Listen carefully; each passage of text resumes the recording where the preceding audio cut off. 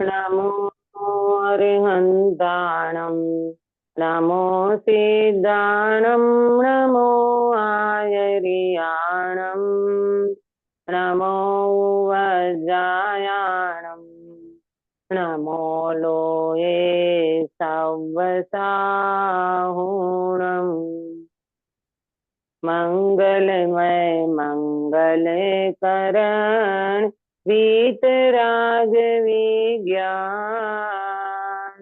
नमो ताहि जाते भये अरहंतादि महान करि मंगल करि हो महा ग्रंथ करन को काज जाते मिले समाज सब पावे निज पद राज जाते मिले समाज सब पावे निज पद राज।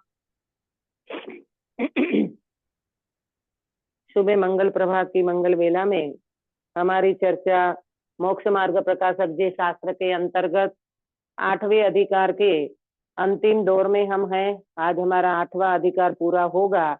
उपदेश के स्वरूप में आचार्य कल्प पंडित प्रवर टोडरमल जी साहब ने बहुत सारी बातें बताई, उनका प्रयोजन बताया, उनकी प्रवृत्ति बताई, उनका निराकरण दोष निराकरण भी बताया। और परस्पर जब दोष कल्पना होती है परंतु वास्तव में वहां कल्पना नहीं करना चाहिए, क्योंकि चारों अनुयोग का तात्पर्य जो है वो वास्तव में वीतरागता है। और उन वीतरागता को लक्ष्य में रखते हुए अगर अपन इन वस्तु को समझेंगे, कथन को समझेंगे, तो कहीं पर भी विरोध नहीं दिखाई देगा। ये वाली चर्चा पंडित साहब ने अंत में जो बताई, कल हमने इसमें बहुत सारी बातें कल पढ़ी थी इसमें। और आज अपन पेज नंबर 302 यहाँ से फिर प्रश्न है, यहाँ से फिर अपन चर्चा शुरू करते हैं। कल जो बात आई थी ना कि कर्णानुयोग में तो ऐसा बताया है और प्रथमानुयोग में तो कुछ और बातें मिलती है, इतने सारे लोग एक साथ मोक्ष में कैसे जा सकते हैं वहां तो। और कर्णानुयोग तो ये कहता है कि 6 समय में 608 जीव मोक्ष जाते हैं, और या तो बहुत सारे जीव बताए हैं। तो वो सारी अपेक्षा कल हमने समझी थी भाई कि प्रथमा है तो वो तीर्थंकर के शासन काल दरमियान इतने जीव मोक्ष में गए हैं, कोई एक साथ सभी जीव मोक्ष में चले जाएं ऐसा नहीं होता। और कर्णानुयोग में जो बताया है वो डिग्री टू डिग्री जिसको अपन कहें कि सूक्ष्मता से वर्णन वहां पर होता है। तो इस तरह से कल की चर्चा हमने बहुत विस्तार से पंडित जी ने समझाई। आज और कुछ प्रश्न करके ये बात को आगे बढ़ाते हैं। देखना पेज नंबर 302 मिला सबको। फिर प्रश्न है, क्या प्रश्न है कि इस प्रकार के कथनों में भी किसी प्रकार विधि मिलती है, परंतु कहीं नेमिनाथ स्वामी का शौरीपुर में, कहीं द्वारावती में जन्म कहा, तथा रामचंद्र आदि की कथा अन्य अन्य प्रकार से लिखी है इत्यादि। एक इंद्रिय आदि को कहीं शासादन गुणस्थान लिखा, कहीं नहीं लिखा इत्यादि। इन कथनों की विधि किस प्रकार मिलेगी? फिर वो पंडित साहब ने एक प्रश्न उठाया है कि और भी तो बातें बहुत आती है। क्या आती है? नेमिनाथ भगवान का जन्म सौरीपुरी में, सौरीपुर में नेमिनाथ भगवान का जन्म हुआ था, ये तो नगरी है ही उनकी, परंतु कहीं द्वारावती में भी आता है। रामचंद्र जी की कथा भी अन्य अन्य प्रकार से लिखी मिलती है। एक इंद्रिय आदि को कहीं शासादन गुणस्थान, कौन सा है शासादन गुणस्थान 14 में से दो काश्मीरा बेन? नंबर 2 नंबर का दूसरा। दीदी। हाँ, दूसरा 2 नंबर का दूसरा। शासादन गुणस्थान दूसरे नंबर का है। तो ऐसा लिखा है और कहीं नहीं लिखा है, तो ये सारी विधि कैसे मिलेगी? ये सब कथन कैसे मेल खाएगा? तो देखो पंडित जी क्या उत्तर देते हैं। इस प्रकार विरोध सहित कथन काल दोष से हुए हैं। ये देखो पंचम काल है, निकृष्ट काल है, कुछ काल दोष के कारण कुछ कुछ विरोध मिलते हैं। इस काल में प्रत्यक्ष ज्ञानी और बहुश्रुतों का तो अभाव हुआ है ना। अभी कोई ऐसे न प्रत्यक्ष ज्ञानी ऐसे मिलते हैं जो जिनको बहुश्रुत का ज्ञान हो, तो इसका तो अभाव ही दिख रहा है। और अल्प बुद्धि ग्रंथ करने के अधिकारी हुए, जैसे पंडित साहब खुद ने लिखा था अपने शास्त्र में, जब अपने आगे पढ़ा तब कि हम भी अल्प बुद्धि वाले हैं, तो किसी ने प्रश्न पूछा था ना पंडित साहब को कि भाई आप कहते हो कि अभी कोई ग्रंथ प्रामाणिक किसको कहे, तो आप भी तो अल्प बुद्धि माने आप भी तो छद्मस्त हो, तो आपके ग्रंथ को हम प्रामाणिक कैसे माने। तो वहां पर पंडित जी ने लिखा था, भले हम अल्प बुद्धि हैं परंतु हम सर्वज्ञ के अनुसार ही कथन करेंगे, और हमें ये नजर आता है कि हमसे भी मंद बुद्धि वाले जीव हमें दिखाई देते हैं। उनकी करुणा के कारण पंडित साहब बोले कि हमको भी ग्रंथ लिखने का विकल्प आया है। उनको भ्रम से कोई अर्थ अन्यथा भाषित हुआ, उसको ऐसे लिखा। अथवा इस काल में कितने ही जैन मत में भी कसाई हुए हैं। कसाई माने अपने पक्ष को पुष्ट करने वाला। कसाई माने वो वाले कसाई की बात नहीं समझना, अपने ही पक्ष पुष्ट करने वाले व्यक्ति मिल जाते हैं ना। कोई व्यक्ति अपनी एक बात को रखने के लिए बहुत सारे बातों को सिद्ध करना चाहता है और वो राग द्वेष करेंगे, कसाई करेंगे, तो उस हिसाब से भी बनता है। तो उन्होंने कोई कारण पाकर अन्यथा कथन लिखे हैं। कोई कारण पाकर के अन्यथा कथन लिखे हैं। बहुत सारी बातें आती है जो आपको भी थोड़ा बहुत ख्याल में भी है ना।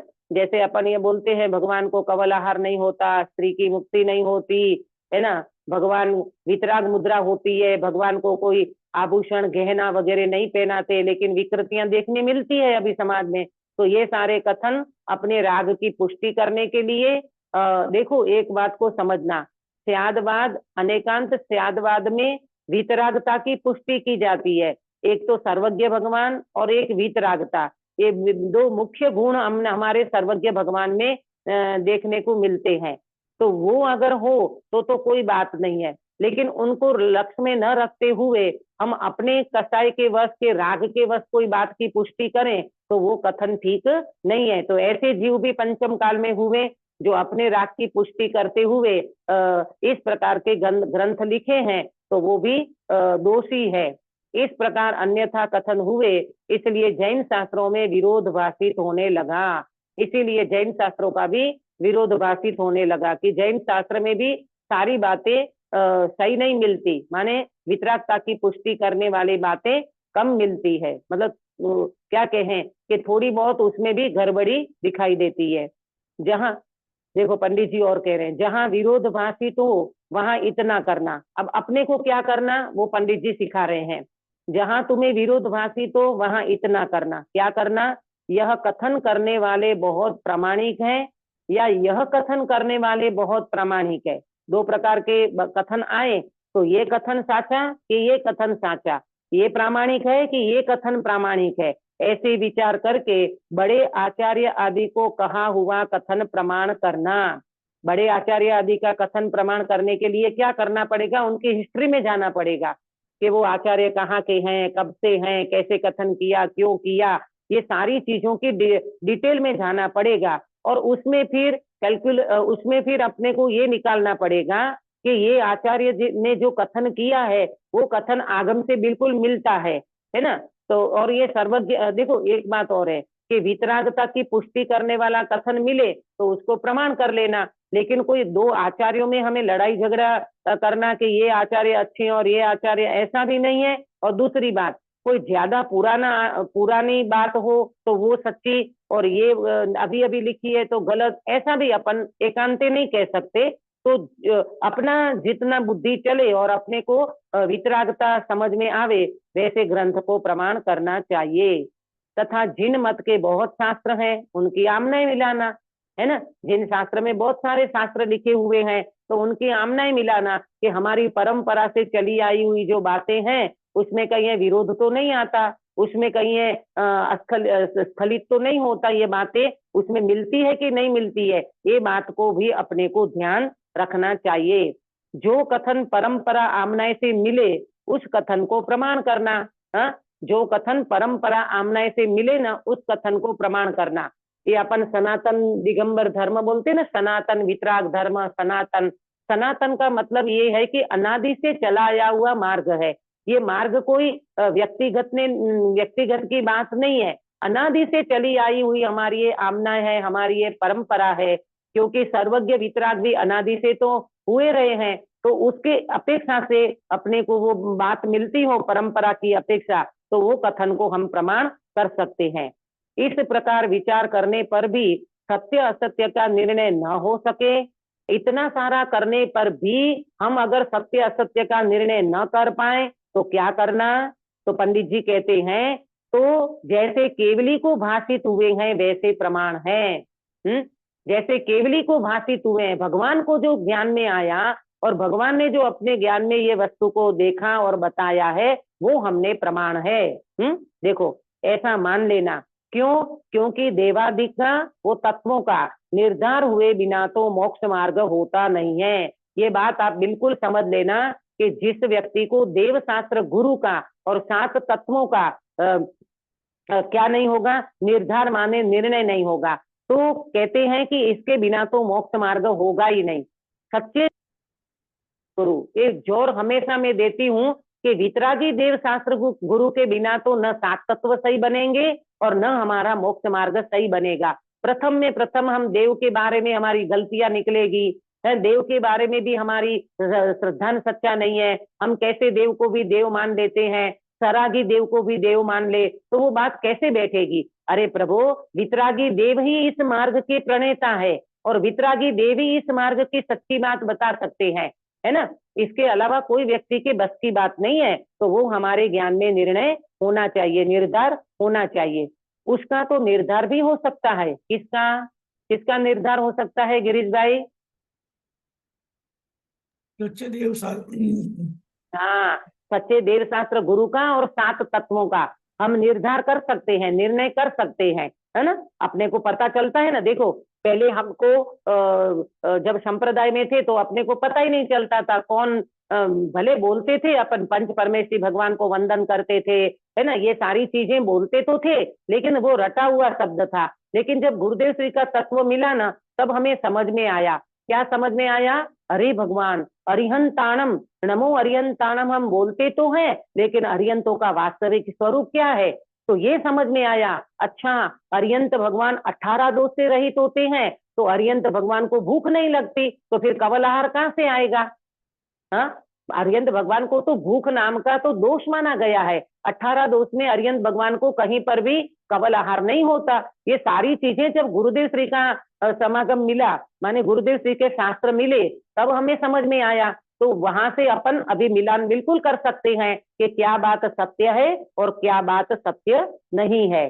तो पंडित जी यह कह रहे हैं यहाँ पर कि अगर उनमें कोई विरुद्ध भाषित होगा ना तो आप ही को भाषित हो जाएगा, आपको स्वयं को पता चल जाएगा।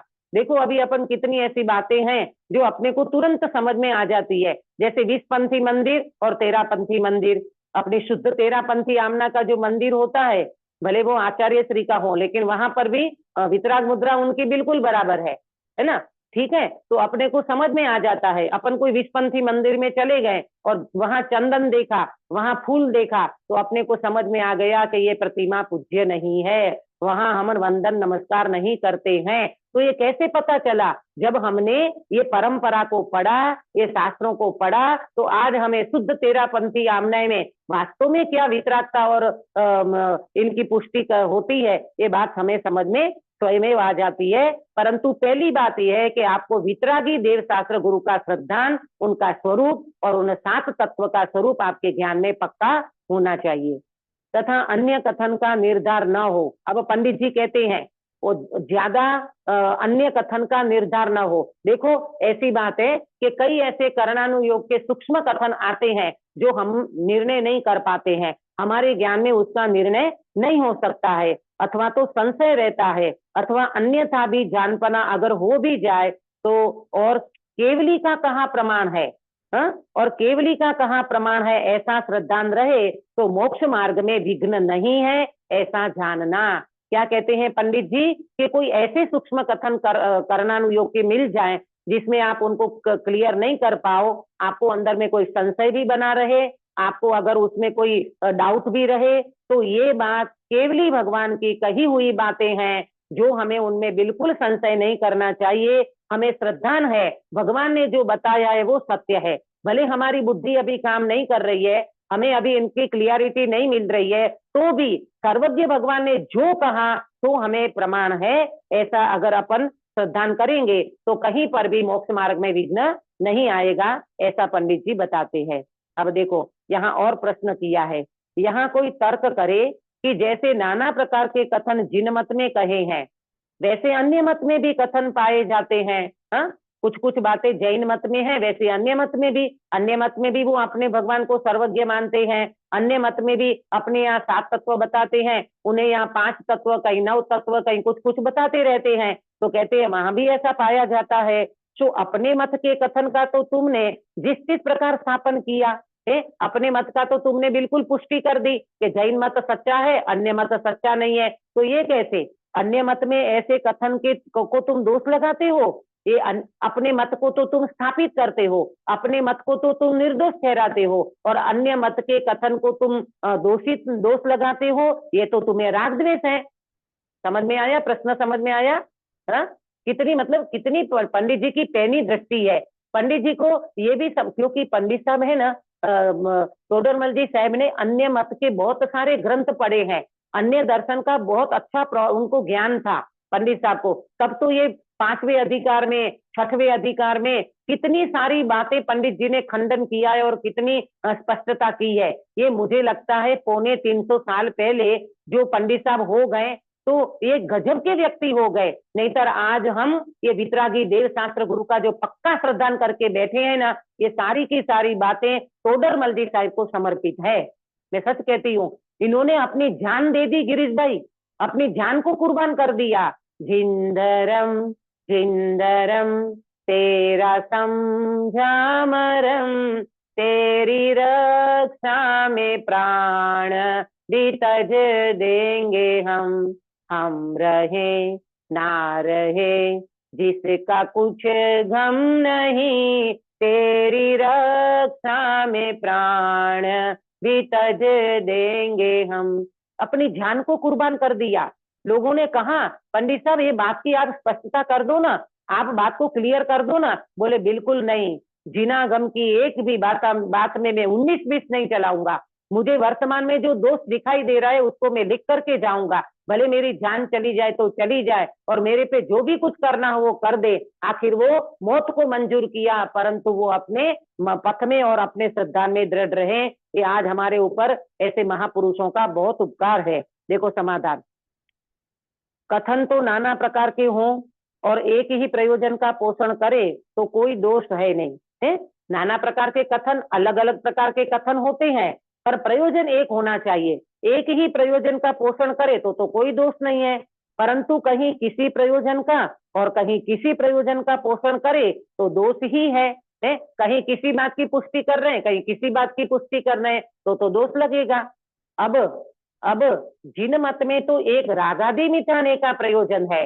देखो ये बात बिल्कुल समझ लेना, हमारा जितना भी आगम में कथन आते हैं वो सारे के सारे आगम का कथन का प्रयोजन क्या है सुनीता जी? हमारे जिन मत में जितने भी कथन मिलेंगे उसके पीछे हमारा प्रयोजन क्या है सुनीता जी? है वितरागता। वितरागता हमारा प्रयोजन है। हमें अगर वितरागता मिलती है ना, वितरागता की पुष्टि होती है ना, तो हमारा कथन बिल्कुल प्रमाण हम समझते हैं। इसलिए कहीं बहुत रागादि छुड़ाकर थोड़े रागादि कराने का प्रयोजन का पोषण किया है, और कहीं सर्व रागादि मिटाने के प्रयोजन का पोषण किया है, परंतु रागादि बढ़ाने का प्रयोजन तो कहीं नहीं है। इसलिए जिन मत का सर्व कथन निर्दोष है। मुझे कौन बताएगा कि बहुत रागादि छुड़ाने के लिए थोड़े रागादि का पोषण किया गया है? कहीं आया था अपने को पढ़ने में? प्रेमलता जी बता सकते हो?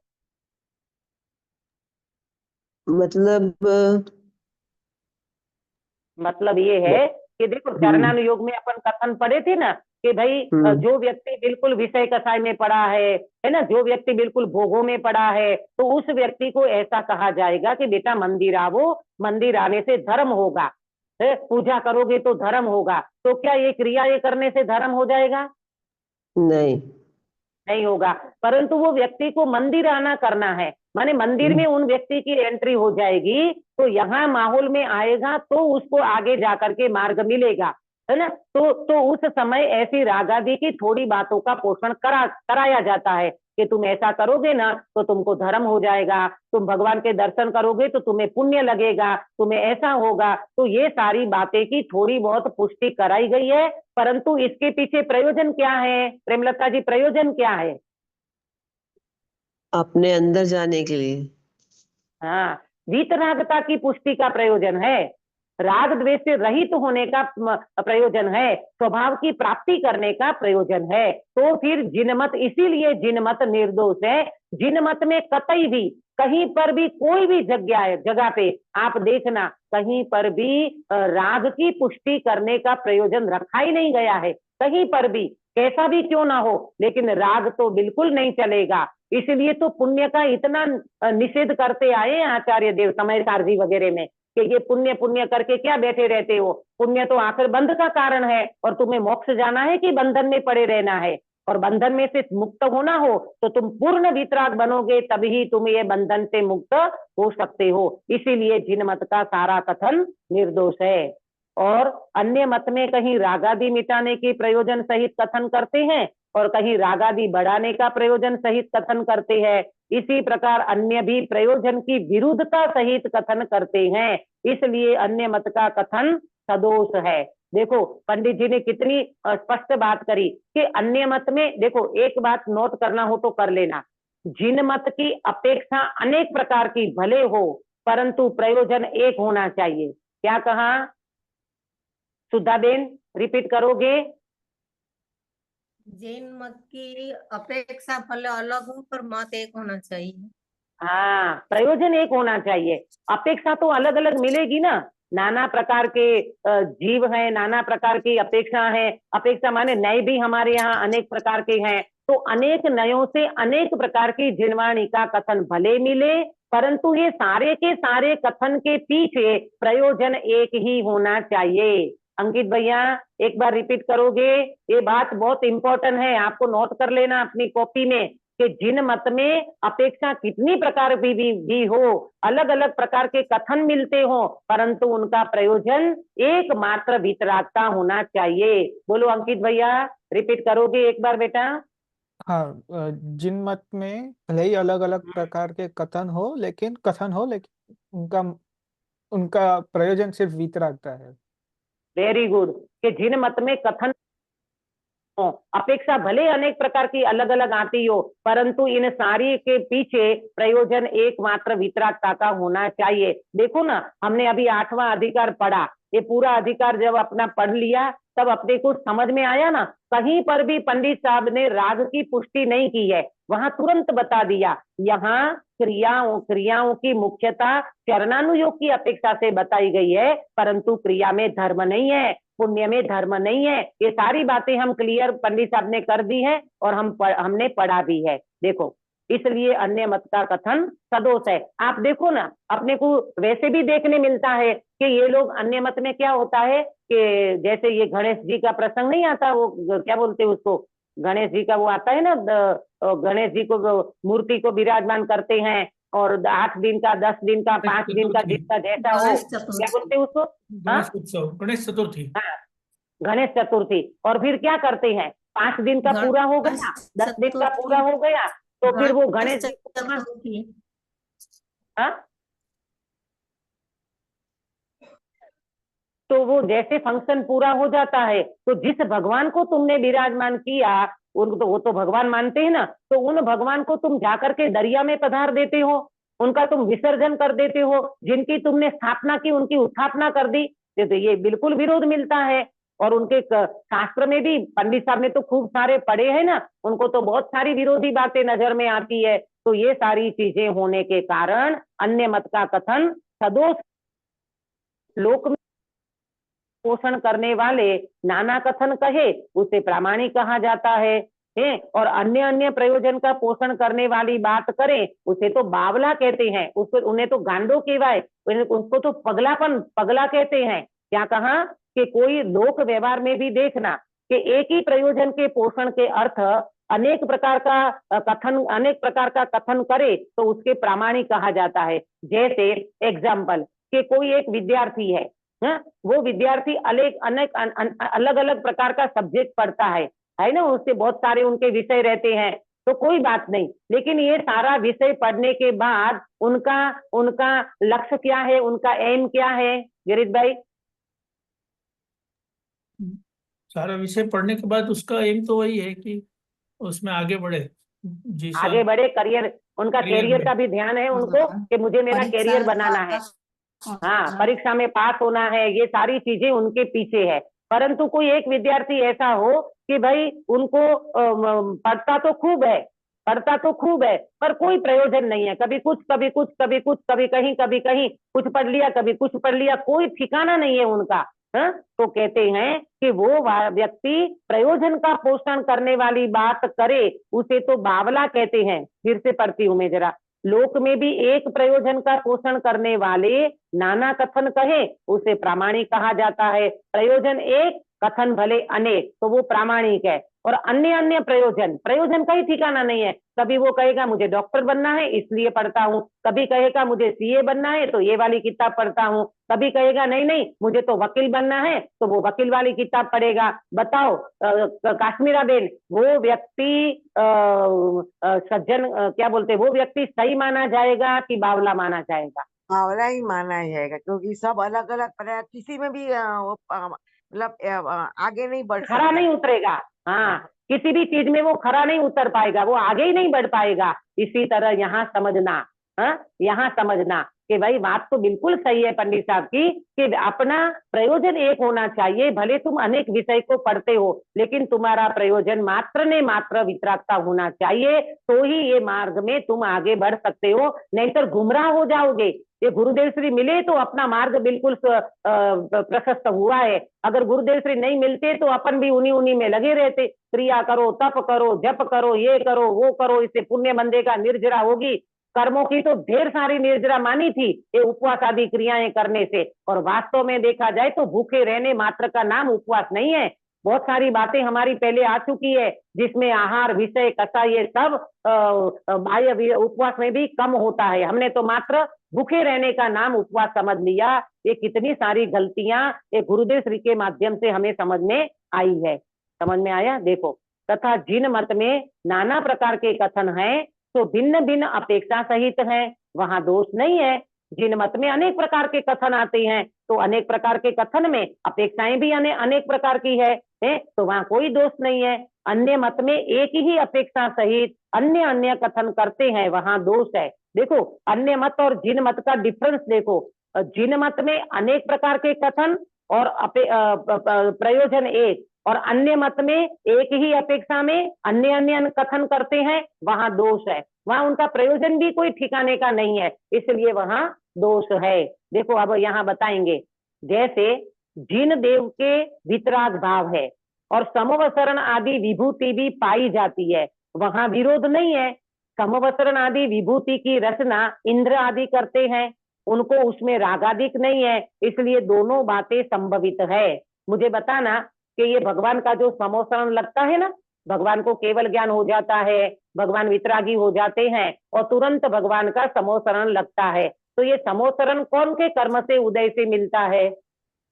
नाम कर्म के उदय से। तीर्थंकर नाम कर्म के उदय से। आपका कर्म के उदय से। तीर्थंकर नाम हाँ। कर्म के उदय से। देखो, दो बात को समझना। तीर्थंकर नाम कर्म की प्रकृति का उदय आया, बराबर, तब उनको ये सारी चीजें यहाँ दिखाई देती है। और साता वेदनीय के कारण ये सामग्री मिली है।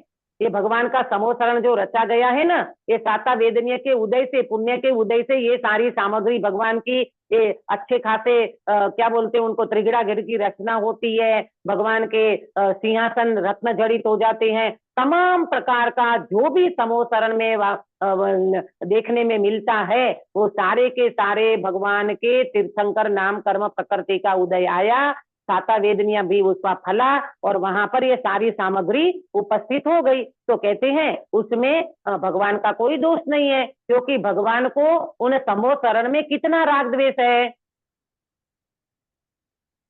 बिल्कुल भी नहीं। बिल्कुल बिल्कुल भी नहीं। अरे भगवान राग द्वेष थोड़ी करेंगे। देखो, आपको पता है आदिनाथ भगवान का समोसरण कितना वो योजन का कुछ माप आता है उतने में था, और भगवान महावीर का 1 योजन के अंतर्गत कुछ था। तो उनका इतना बड़ा और मेरा छोटा, ऐसा कुछ नहीं होता। अरे भैया उस समय में अवगाना, शरीर की अवगाना, ये सारी चीजें बहुत बड़ी बड़ी दिखाई जाती थी और भगवान के समय में घटते घटते घटते घटते कम हो जाती है। तो इसका कोई मतलब नहीं है कि समोसरण में इतना बड़ा ये हुआ मेरे में नहीं हुआ। ये भगवान कोई राग द्वेष नहीं करते प्रभु, भगवान तो वितरागी बन के बैठे हैं, उनको समोसरण का देखने तक का विकल्प नहीं आता, नहीं तो वितरागी काहे के। तो ये सारी चीजें भगवान के उसमें समोसरण में देखी जाती है, तो भगवान को राग द्वेष नहीं है, तो उनको कोई मतलब नहीं है। इसी प्रकार इसलिए दोनों बातें संभवित हैं। दोनों बातें संभवित है माने क्या? दो बातें कौन सी लेना काश्मीरा बेन? तीर्थंकर कर्म का उदय और साता हाँ, कर्म का उदय। साता, ये दोनों बातें वहां संभवित है और भगवान को वहां राग द्वेष नहीं है, ये भी सही बात है। और भगवान सर्वज्ञ वितरागी है, ये भी बात सही है। नहीं तो भगवान वही राग द्वेष करने बैठ जाए कि हमारे भगवान के तो इतने गणधर और मेरे भगवान मात्र 11। आदिनाथ भगवान के गणधर कितने थे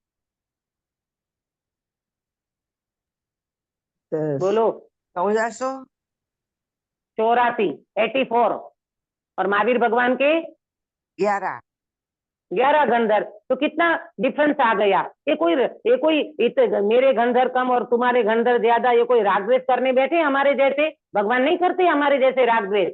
भगवान तो बिल्कुल सर्वज्ञ वितरागी है, उन्हें ना समोसरण से मतलब है, ना गंधरों से मतलब है, किसी से कोई मतलब नहीं है। वो तो अपने स्वरूप में सकल ज्ञेय ज्ञायक तदपि निजानंद रसलीन। भगवान तो अपने ज्ञान में भले लोकालोक झलकते हो, भले सब कुछ झलकते हो, भगवान तो अपने ज्ञान में बिल्कुल लीन है, ऐसी बात है। देखो, और अन्य मत में ईश्वर को साक्षीभूत वितराग भी कहते हैं तथा उसी के द्वारा किए गए काम क्रोध आदि भाव निरूपित करते हैं। तो एक आत्मा को ही वितरागपना और काम क्रोध आदि भाव कैसे संभवित है, इसी प्रकार अन्यत्र जानना।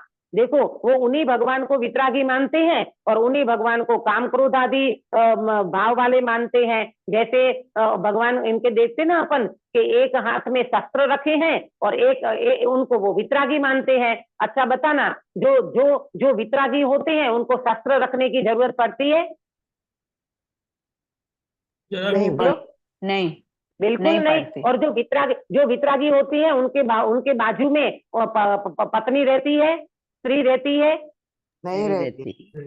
नहीं रहती है। अरे जो पूर्ण वितरागी हो गए, अबे उनको घर गृहस्थी से कोई मतलब ही नहीं है। तुम्हारे बाल बच्चों से छोड़ छाड़ के निकल गए, बीवी बच्चों का राग ही खत्म हो गया। अब यहाँ वितरागी भगवान को ऐसा कुछ नहीं होता और वहां इस प्रकार का सारा नजर आता है। तो पंडित जी कहते हैं ये बात कैसे संभवित होगी, इसीलिए नहीं समझ में, मतलब अन्य दर्शन का वास्तव में देखा जाए तो अन्य मत में ये सारे दोष दिखाई देते हैं। तथा काल दोष से जिन मत में एक ही प्रकार से कोई कथन विरुद्ध लिखे हैं तो तुच्छ बुद्धियों की भूल है। देखो पंडित जी कहते हैं अपने जिन मत में भी कहीं कोई गलती नजर आती है ना, तो ये तुच्छ बुद्धि वालों की भूल है, अल्पमति वालों की भूल है। उनकी बुद्धि काम नहीं कर रही थी और उन्हें अपने मति कल्पना से लिख दिया, तो ये व्यक्ति की भूल है। उसमें सर्वज्ञ भगवान का शास्त्र के भगवान के मत का बिल्कुल दोष नहीं है। सर्वज्ञ और वितरागी की बिल्कुल गलती नहीं है, कुछ मत में दोष नहीं है। वहां भी जिन मत का अतिशय इतना है कि प्रमाण विरुद्ध कोई कथन कोई नहीं कर सकता। हाँ, क्या कहते हैं कि भगवान के मत में तो ऐसा अतिशय है भाई, यहाँ प्रमाण के विरुद्ध कोई कथन नहीं कर सकता। कहीं सौरीपुर में, कहीं द्वारावती में नेमिनाथ स्वामी का जन्म लिखा है तो कहीं भी हो, परंतु नगर में जन्म हुआ ये प्रमाण विरुद्ध नहीं है। अरे वो सौरीपुर में हुआ कि तुम्हारे द्वारावती में हुआ, वो बात को छोड़ दो, लेकिन नगर में जन्म हुआ है कि नहीं, इतनी बात को लो। आज भी होते दिखाई देते हैं। पंडित जी कहते हैं नगर में जन्म हुआ प्रमाण विरुद्ध नहीं है और आज भी होते दिखाई देते हैं। आज भी बहुत ऐसे कथन मिलेंगे, इनका जन्म यहाँ हुआ था, उनका जन्म यहाँ हुआ था, ये नगरी थी, कोई वो नगरी थी, बहुत अलग अलग बताते रहते हैं। तो उनसे कोई विरोध नहीं है, नगर में जन्म हुआ था ये बात पक्की है, बस हमें इतना ही प्रमाण चाहिए। तथा अन्य मत में सर्वज्ञ आदि यथार्थ ज्ञानियों के रचे हुए ग्रंथ बतलाते हैं, परंतु उनमें परस्पर विरुद्धता भाषित होती है। देखो अन्य मत में वो बोलते हैं ना, हमारे मत में भी सर्वज्ञ हैं, हमारे मत में भी ज्ञानी है, हमारे मत में भी ग्रंथ हैं, पर उनमें तो परस्पर विरुद्धता लगती है। कहीं तो बाल ब्रह्मचारी की प्रशंसा करते हैं और कहीं कहते हैं पुत्र बिना गति नहीं होती। एक कंट्रोवर्सी नहीं हो गई गिरीश भाई?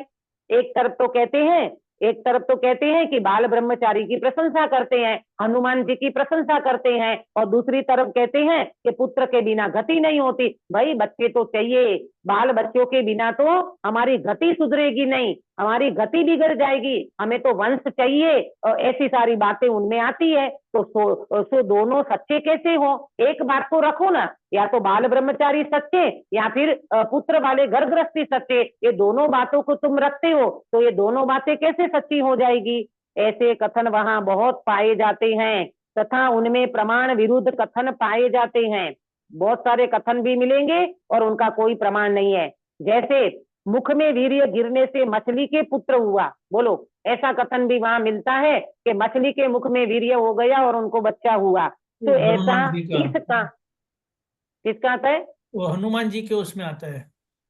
अच्छा, हाँ, और हाँ आता होगा। तो कहते हैं कि तो ऐसा इस काल में किसी के होता दिखाई नहीं देता, ऐसा हमें तो नजर में नहीं आया और अनुमान से भी नहीं मिलता। ऐसे कथन भी बहुत पाए जाते हैं। देखो भाई, एक बात को समझना, जो व्यक्ति को कल्पना ही चलाना है ना, अपना मति कल्पना से लिखना है ना, तो वो कुछ भी लिख सकते हैं, कुछ भी बता सकते हैं।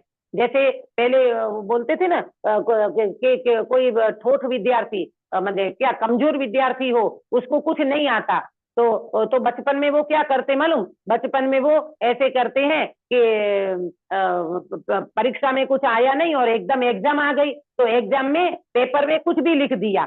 अरे विषय से बिल्कुल विषयांतर, कुछ भी वहां इतिहास का कुछ भी उनको पता नहीं है और बहुत सारी बातें अपनी मन की घुसा दी। तो ऐसे कोई वो विद्यार्थी पास थोड़ी हो जाएगा? हाँ, तुम कुछ भी लिखो, ये कोई टीचर थोड़ी चला लेंगे। अरे नहीं आता है तो मत लिखो, लेकिन कुछ भी तो मत लिखो। तो इसी तरह यहाँ है भाई कि उन्हें समझ में नहीं आता, कैसे सारे कथन लिख देते हैं और कुछ पता। हाँ, सर्वज्ञ आदि की भूल माने तो वो कैसे भूलेंगे? यदि यहाँ सर्वज्ञ आदि की भूल माने तो वे कैसे भूलेंगे? और विरुद्ध कथन मानने में नहीं आता। ये सर्वज्ञ भगवान की भूल तुम मानते हो, तो वास्तव में ये भूल कैसे हो सकती है? और विरुद्ध कथन मानने में नहीं आता, इसलिए उनके मत में दोष ठहराते हैं। ऐसा जानकर एक जिन मत का ही उपदेश ग्रहण करने योग्य है। फिर से पढ़ती हूँ यहाँ 2-3 लाइन।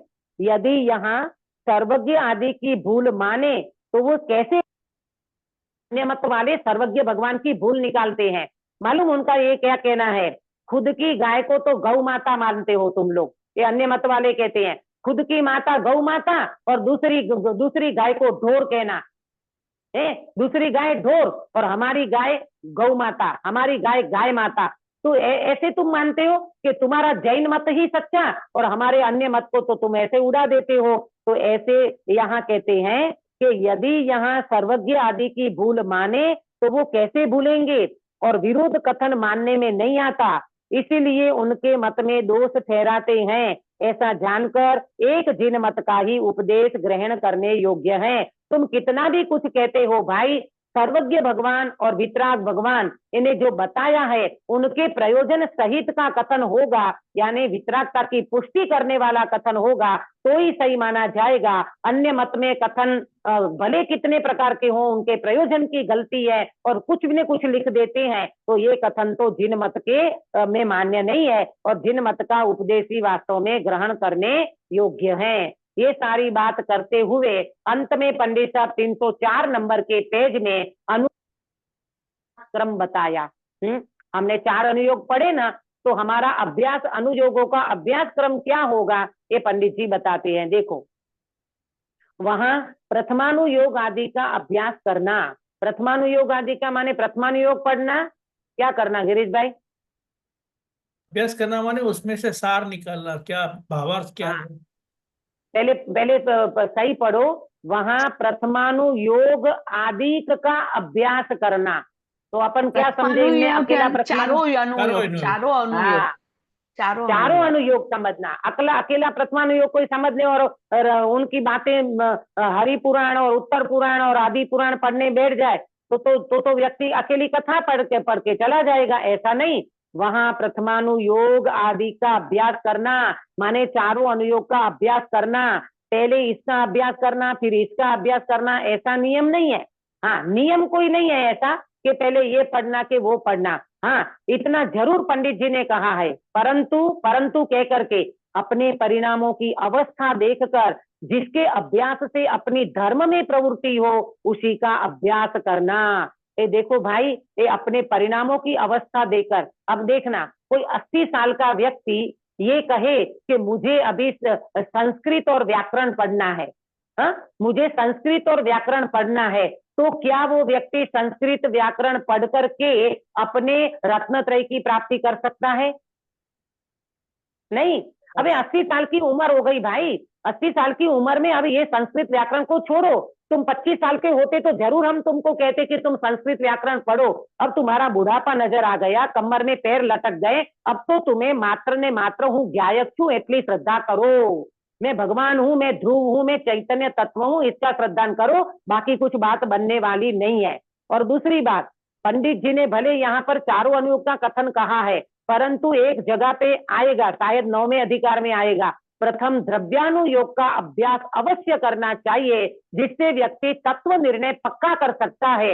इसके अलावा देखो, आप समझना भाई कि 9 तत्व, 6 द्रव्य का स्वरूप, द्रव्य गुण पर्याय का स्वरूप, उत्पाद ध्रुव का स्वरूप, निमित्त उपादान का स्वरूप, क्रमबद्ध पर्याय का स्वरूप, ये जब तक व्यक्ति को प्रॉपर समझ में नहीं आता तब तक व्यक्ति वास्तव में इस मार्ग में कंफ्यूजन ही बना रहता है उनका।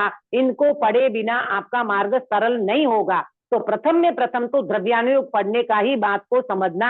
ये पंडित जब परिणाम की बात करते ना कि परिणामों की अवस्था देखकर जिसके अभ्यास से अपनी धर्म में प्रवृत्ति हो उसका अभ्यास करना, तुम्हारे परिणाम सुधरे, तुम्हारा अभिप्राय सुधरे, वो पढ़ना। तो वो परिणाम और अभिप्राय तो द्रव्यानुयोग के बाद ही समझ आएगा।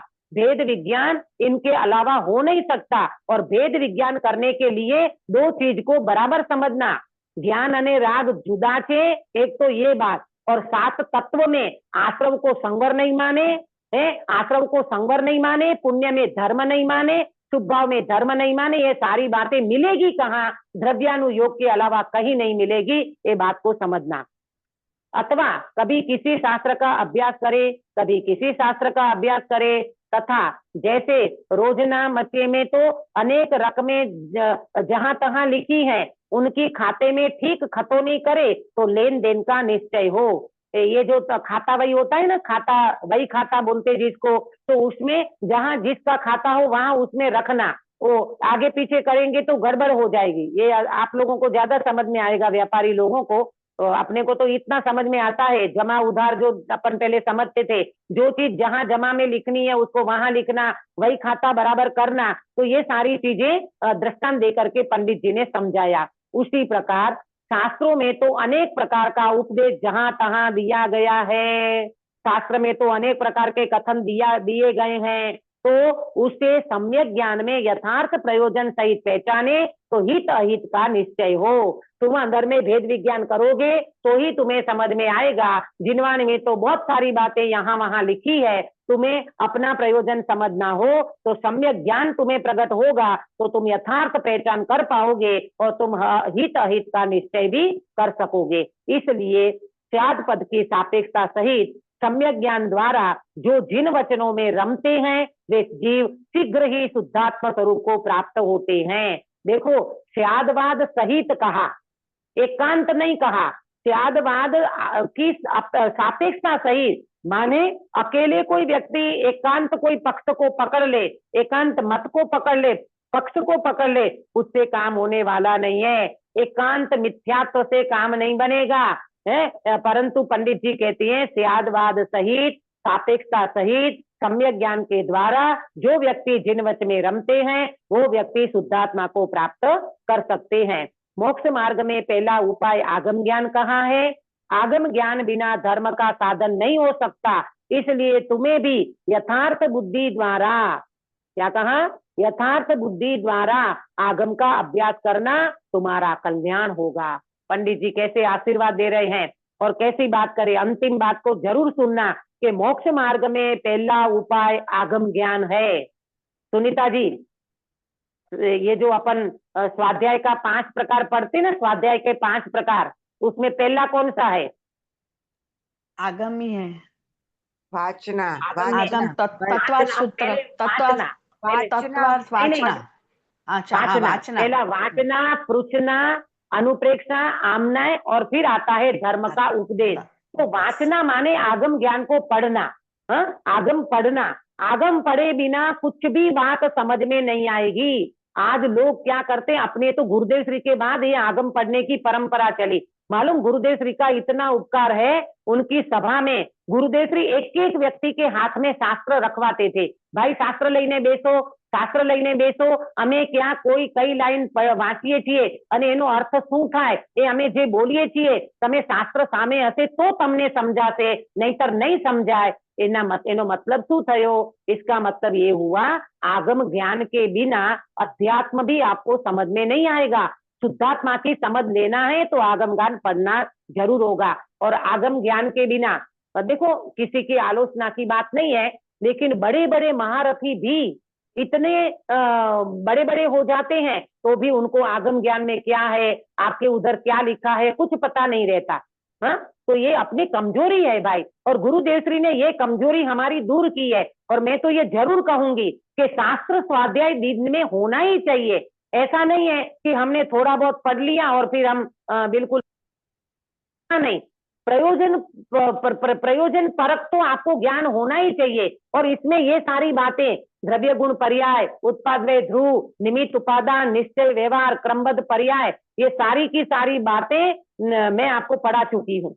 बोलो, षटकारक भी पढ़ाया, निमित्त उपादान भी पढ़ाया है, द्रव्य संग्रह पढ़ाया, 46 शक्तियां पढ़ाई, निमित्त उपादान पढ़ाया, और कौन से 4 अभाव पढ़ा दिए। पूरा बेसिक तो आपका क्लियर हो गया है। इतना पढ़ लिया, अब तुम प्रैक्टिकल करोगे कोई बात नहीं है, आपको अपेक्षा समझ में आना चाहिए। दूसरी बात, फिर भी तुम्हारा उपयोग आत्मा में 24 घंटा तो नहीं लगेगा, तो क्या करोगे? टीवी देखोगे, गप्पे मारोगे, ताश खेलोगे, बोलो क्या करोगे? नहीं भाई नहीं, वो तो हम बिल्कुल छोड़ के बैठे हैं। तो फिर क्या करना? शास्त्र स्वाध्याय करना। गुरुदेव श्री 91 उम्र में, आप देखना, नीम के पेड़ के नीचे बैठे हैं, गुरुदेव श्री स्वाध्याय कर रहे हैं। भाई ये कोई हमारी ऐसी दशा नहीं हो गई है कि हम बिल्कुल वितरागी हो चुके हैं। इसीलिए अशुभ से बुद्धि पूर्वक बचना और शुभ में देव शास्त्र गुरु की निकट में रहना। अंदर में उपयोग लगे तो पहले उसमें लगाना, और नहीं लगे तो शास्त्र स्वाध्याय जरूर करना। तो पंडित जी क्या कहती हैं? इसलिए तुम्हें भी यथार्थ बुद्धि द्वारा आगम का अभ्यास करना। ये तुम्हें भी शब्द लिखा है ना, ये निकटता का सूचक है। अपन बोलते ना, बेटा तुम्हें भी ऐसा करना चाहिए, तुम्हें भी ये करना चाहिए। तो पंडित साहब अपने को कितना निकट मानते हैं, तब इन्होंने ये शब्द लिखा कि तुम्हें भी यथार्थ बुद्धि द्वारा आगम का अभ्यास करना, तुम्हारा कल्याण होगा।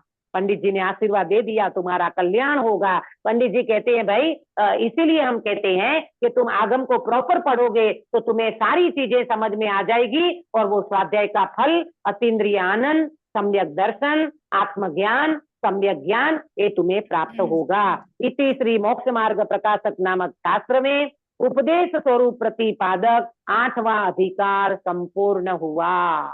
ये 8वें अधिकार का उपदेश का स्वरूप जो पंडित जी ने चारों अनुयोग के माध्यम से बताया, ये आज हमारा 8वां अधिकार यहाँ पूरा होता है। और आज 8वें अधिकार पूरे होने के बाद मेरा भी अभी शिखर जी का जाने का बन गया है, तो शिखर जी से वापिस लौटने का 27 मार्च का है, और 27 मार्च माने 40 दिन तो ये बन जाते हैं। और कुल मिलाकर के यूं समझो कि पूरा मार्च, फरवरी और मार्च ये अपना स्वाध्याय अभी विराम को प्राप्त होगा। और उसके बाद जब मैं लौटूंगी तब अपन अप्रैल में अपना स्वाध्याय शुरू होगा। उसमें पहले अपन 7वें अधिकार की जो बाकी है हमारा क्विज वो करेंगे, और उसके बाद 8वें अधिकार की क्विज समय के अंतर से करेंगे। ये दोनों करने के बाद हम 9वां अधिकार शुरू करेंगे, जो वास्तव में इतना इम्पोर्टेंट अधिकार है। अधिकार तो सारे के सारे अच्छे ही हैं, परंतु उसमें मोक्ष मार्ग की जो बातें आएंगी, जो पंडित जी की आयु रही नहीं और पंडित जी लिखना चाहते थे,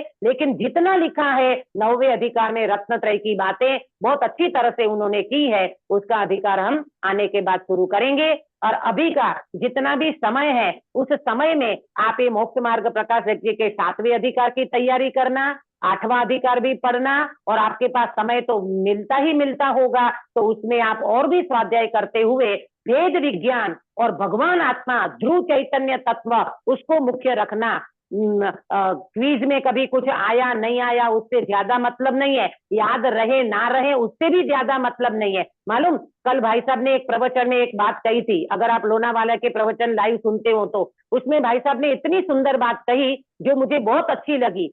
कई लोग ऐसे कहते हैं ना, बड़े बुजुर्ग ऐसे कहते रहते हैं, दीदी हमने तो कहीं याद नहीं रहतू, हमको तो कुछ याद नहीं रहता, हम तो सब भूल जाते हैं, ऐसी बहुत सारी महिलाएं कहती रहती है। तो पंडित साहब ने इतनी सरस बात कही भाई साहब ने, वो बोले कि भाई तुम्हें, मैं गायक हूँ, इतना याद रहता है कि नहीं रहता है, मैं भगवान आत्मा हूँ, इतना याद रहता है ना। तो इतनी अच्छी बात बताई, बोले हूँ गायक क्यों, ये जो संस्कार तुम्हारे अंदर में पड़ेंगे ना, वो जाकर के भले तुम्हें इस भाव में सम्यक दर्शन नहीं होगा, लेकिन तुम्हारी विशुद्धि इतनी आगे बढ़ जाएगी कि वो विशुद्धि वाला जीव थोड़े भाव में ही वो आत्म कल्याण करके चला जाएगा। यहाँ तुम्हें याद नहीं रहता था, अगले भाव में तुम्हारी ये विशुद्धि तुम्हारा इतना उघाड़ ज्ञान का कर देगी जिसमें तुम्हें आत्मा सब समझ में आ जाएगा, और वो विशुद्धि तुम्हें अंदर में भेद विज्ञान करा देगी, और वो जीव रत्नत्रय को प्राप्त करते हुए मोक्ष मार्ग को प्रशस्त करेगा। इसलिए मैं कहती हूँ आपको कभी हताश नहीं होना, कभी निराश नहीं होना। अभी इतना नहीं होता, इतना नहीं होता, दीदी समझते तो बहुत है लेकिन आगे नहीं बढ़ते, ना ना ना ना, आपको भगवान आत्मा का श्रद्धा नहीं ना, ये बहुत बड़ी बात है। मैं चैतन्य तत्व हूँ, ये बहुत बड़ी बात है, ये आपको समझ में आ गया, समझ लेना आपका भव का निस्तार हो गया। इसलिए बहुत अच्छी बात है, बहुत अच्छा काल है, बहुत अच्छे माहौल में अपन रह रहे हैं, और ऐसी बातें अपने को सुनने मिलती है, ये गौरव का अनुभव करना प्रभु, ये चक्रवर्ती करता ज्यादा पुण्य का उदय है मेरा, जो मुझे आज सिद्धात्मा की बातें मिल रही है। भले तुम्हें अंदर में कुछ नहीं होता हो चलेगा, लेकिन मैं भगवान हूँ, ये श्रद्धा अगर तुम्हें हो गया अवश्य में कल्याण होगा। ये सर्वज्ञ भगवान की बातें हैं, ये कोई भाई साहब अपनी बातें नहीं बताते हैं। कोई भी वक्ता अपनी बात नहीं करता, वो जिन मत की ही बात करते हैं, सर्वज्ञ भगवान की ही बातें करते हैं। मोटिवेशन करने के लिए भी, व्यक्ति को आगे बढ़ाने के लिए भी, और अकेला मोटिवेशन शब्दों में नहीं, ये चीजें जिनेंद्र भगवान के शिवभूति मुनिराज को क्या याद रहता था बताना सुनीता जी? कुछ भी नहीं याद रहता था, कुछ भी वो याद नहीं रहता था, मंत्र भी नमोकार भूल मंत्र, गए थे। मंत्र भी हाँ। भूल जाते थे, गुरु का मंत्र भी भूल गए, और क्या क्या कौन सी प्राप्ति कर ली थी उनने? केवल सम्यक ज्ञान, दर्शन, केवल ज्ञान की। सम्यक दर्शन, केवल ज्ञान की प्राप्ति। बोलो, ये चमत्कार आत्मा का है प्रभु, ये चैतन्य का चमत्कार है। इसीलिए कभी भी निराश नहीं होना, हताश नहीं होना, इस मार्ग में डटे रहना। जब तक मुक्ति नहीं मिलेगी तब तक हम इस मार्ग को छोड़ने वाले नहीं है। ऐसी सुंदर भावना से अभी की बात में विराम देती हूँ।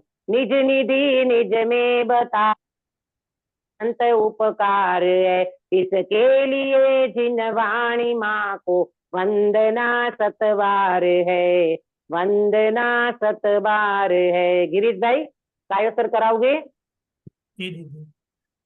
नमो ओरियंताणं नमो सिद्धाणं नमो आर्याणं नमो वज्राणं नमो लोये सव सावणं। नमो ओरियंताणं नमो सिद्धाणं नमो आर्याणं नमो वज्राणं नमो लोये सव सावणं। नमो ओरियंताणं नमो सिद्धाणं नमो आर्याणं नमो वज्राणं नमो लोये सव सावणं। नमो ओरियंताणं नमो सिद्धाणं नमो आर्याणं नमो वज्राणं नमो लोये सव सावणं। नमो ओरियंताणं नमो सिद्धाणं नमो आर्याणं नमो वज्राणं नमो लोये सव सावणं। नमो ओरियंताणं नमो सिद्धाणं नमो आर्याणं नमो वज्राणं नमो लोये सव सावणं। नमो ओरियंताणं नमो सिद्धाणं नमो आर्याणं नमो वज्राणं नमो लोये सव सावणं। नमो ओरियंताणं नमो सिद्धाणं नमो आर्याणं नमो वज्राणं नमो लोये सव सावणं। नमो ओरियंताणं नमो सिद्धाणं नमो आर्याणं नमो वज्राणं नमो लोये सव सावणं। एष पंच नमस्कारो स्वभावपणासनो मंगलानि च सवेसिं प्रथमोऽयं। बोलो अंतर्मुख मुद्राधारी सर्व जिनेन्द्र भगवान की जय जय हो। हो। नित्य बोधिनी द्वादशांगमयी जिनवाणी माता की जय हो। 3 कम 9 करोड़ सर्वे वितरागी महामुनि राजों की जय हो। परम अहिंसामयी वितरागी जैन धर्म की जय हो। सभी को जय जिनेन्द्र। जय जय जिनेन्द्र। जिनेन्द्र। आपका बहुत बहुत उपकार है।